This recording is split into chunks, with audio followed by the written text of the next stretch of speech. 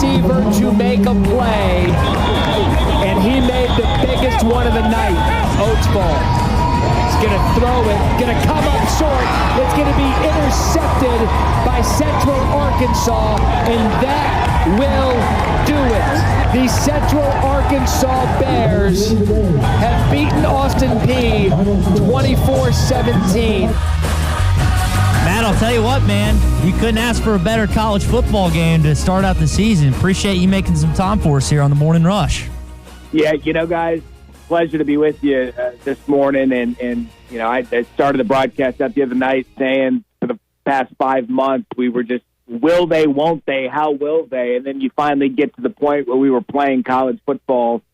And, one of the big storylines coming in was Austin Peay and Central Arkansas get the national audience all to themselves, and they didn't disappoint. And it was just so good to see that sport back on the field on a Saturday night, and then to have that final minute drama. What a great way. I'm hoping that is a sign of things to come this fall.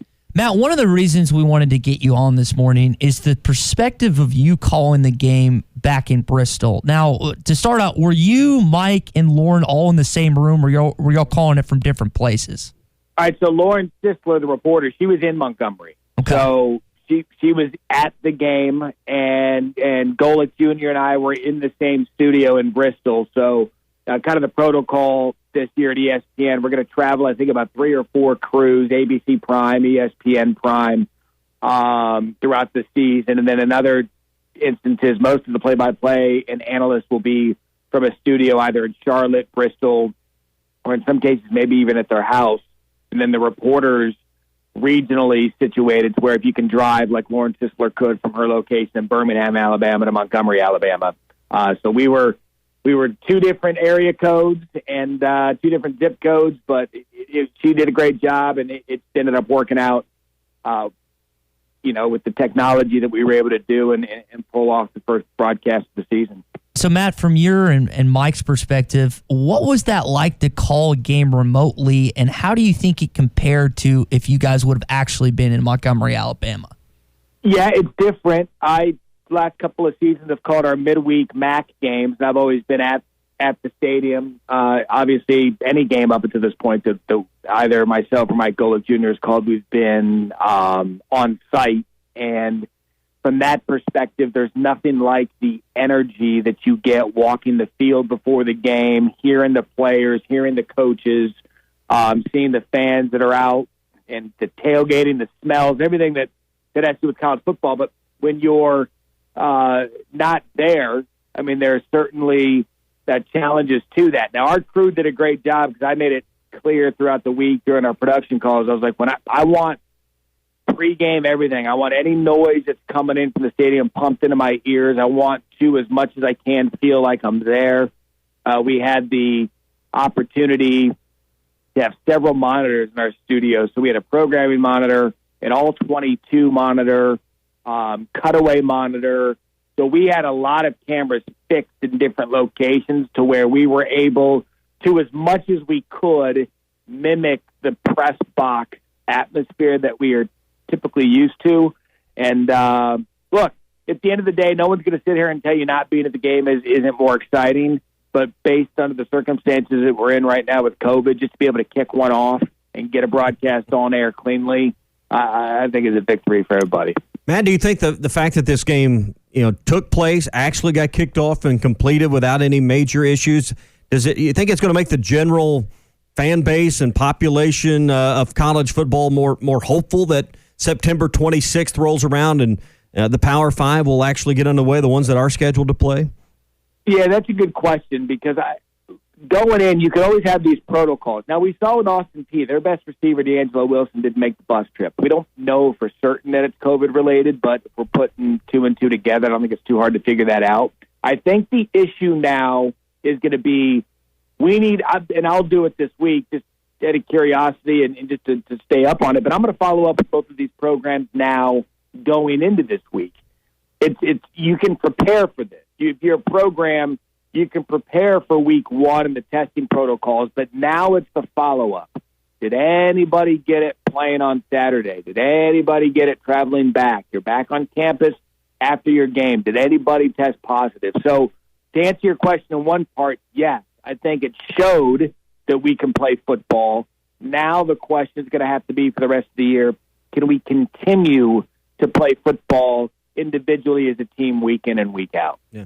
Anything you saw on Saturday in the game itself, leading up to the game, and you were probably privy to a little more of the protocols and the rules kind of that went before the game to get these teams ready that that maybe need to be changed or tightened up or some adjustments made as we move closer to the end of the month and of September and hopefully more teams being on the schedule? Well, here's what I'll tell you. This needs to be a message to every football player and team out there. I'll use D'Angelo Wilson as an example, and let's just assume that it was a COVID-related thing. I know that they didn't have, I think they had 2 positive tests, but they were 2 guys that weren't on the travel roster. This is a memo to any player out there that is doing the right thing within the walls of the locker room. If you come in contact with anybody that tests positive for COVID, even though you don't have it, you can't travel or play. And so I think it's for these players, it's really good to surround yourself with those inside your program to not allow just contact tracing to keep you out of a game.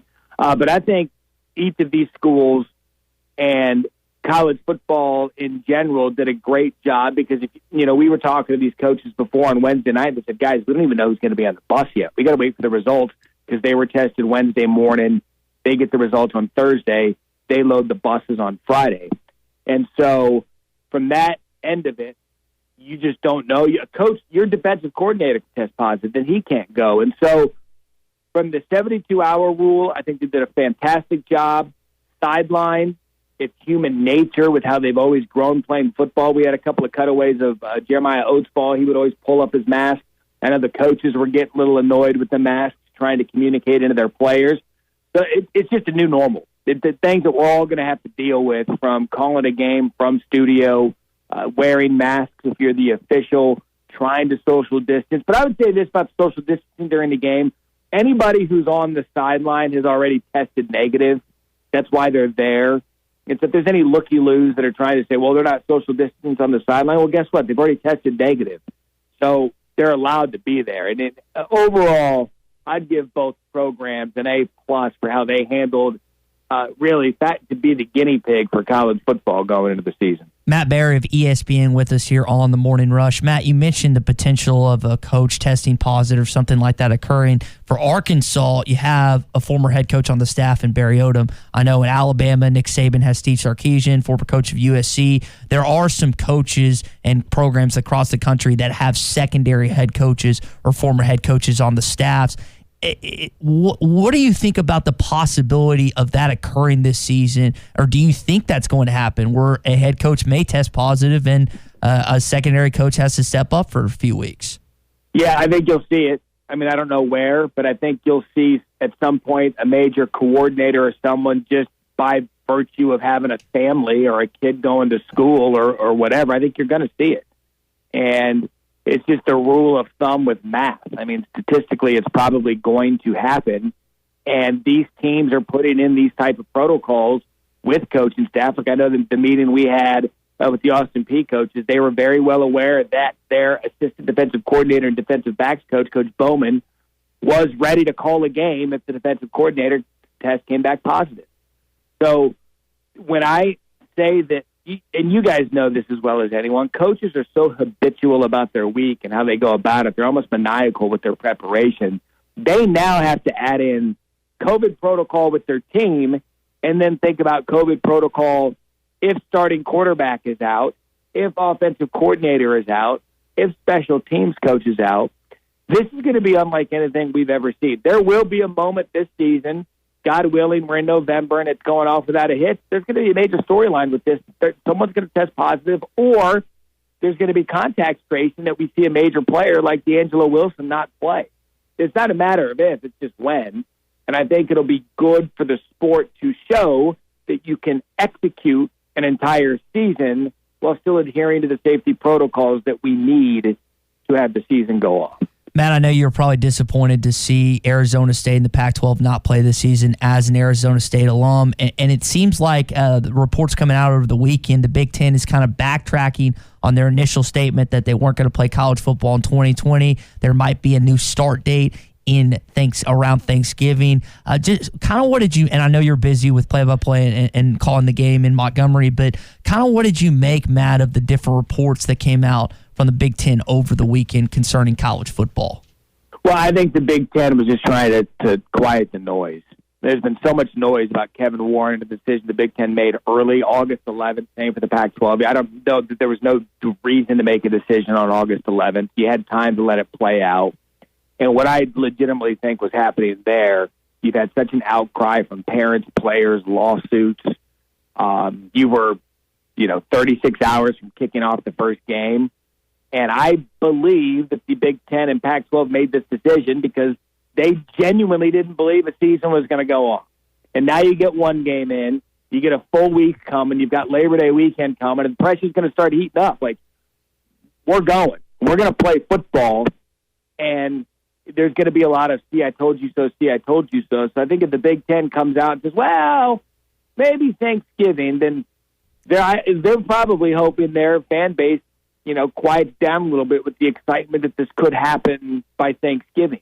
Yeah. But that's only because we got close to kickoff. I don't know how legitimately possible it is for them to go through with this, but it was them showing, them being the Big Ten, that, maybe we'll throw a date out to calm everybody down a little bit because it's clear that football's coming. Let me get the cart in front of the horse. If the Big Ten does get a season underway, and let's say it's Thanksgiving or in the month of December, and let's say the SEC and the ACC and the Big 12 go forward as planned and they complete their season, what kind of mess does this make of the college football playoff? Well, Ohio State, we know, is ranked number 2 in the country. They're loaded. I think at that point, guys, they would have to blow the doors off a couple of opponents. And, it's a great question because I don't even know how long is the Big Ten thinking there's going to be a season. I mean, playoff, we've already got the date set for that. The playoff committee's not going to wait.